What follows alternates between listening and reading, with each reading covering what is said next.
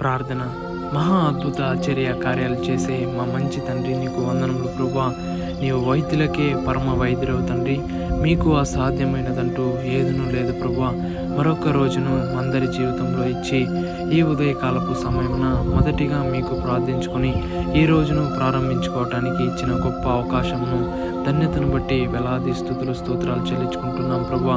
ఆనాడు 12 సంవత్సరాల నుండి రక్తస్రావంతో బాధపడుచున్న స్త్రీ ఎలా అయితే నీ చెంగును ముడితే చాలు అన్న విశ్వాసంతో తండ్రి నీ మహిమను పొందుకున్నదో అయాటి రీతిగా ప్రభువా, ఎందరైతే ఈరోజు ఉపవాసం కలిగి అనేక సంవత్సరాల నుండి అనేక రోజుల నుండి ప్రార్థించినప్పటికీ ఏ యొక్క ఫలితమును పొందుకోలేని స్థితిలో ఉన్నారు. అయితే ఈ యొక్క సమయంలో వారు ప్రార్థిస్తుండగా ప్రభువా, వారి ప్రార్థనను మీరు అంగీకరించండి తండ్రి. మీ చిత్తమైతే వారి జీవితంలో మీరు కార్యం జరిగించు ప్రభువా.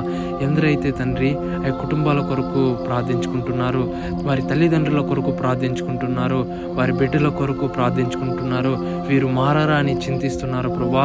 ఆయన నీవు సమస్తమును చేయగలన దేవుడు తండ్రి, ప్రతి హృదయమును మార్చగలన దేవుడు, నిజమైన వాడు మీరే ప్రభువా. అందును బట్టి వందనములు తండ్రి. ఎందరైతే వివాహాల కొరకు వేచి ఉన్నారో వారికి సరైన సహాయకురాలను మీరు దయచేయి ప్రభువా. ఎందరైతే ఈ రోజుల్లో ప్రభువా కష్టాల మధ్య, కన్నీటి మధ్య, అప్పుల బాధల మధ్య ఉంటున్నారో వారికి మీరు ఆలోచన చెప్పి వాటి నుండి వారిని విడిపించు ప్రభువా. ఎందరైతే అనారోగ్యాల మధ్య ఉంటూ కన్నీరు విడిచుచున్నారో ప్రభువా, వారికి స్వస్థతను దయచేయి ప్రభువా.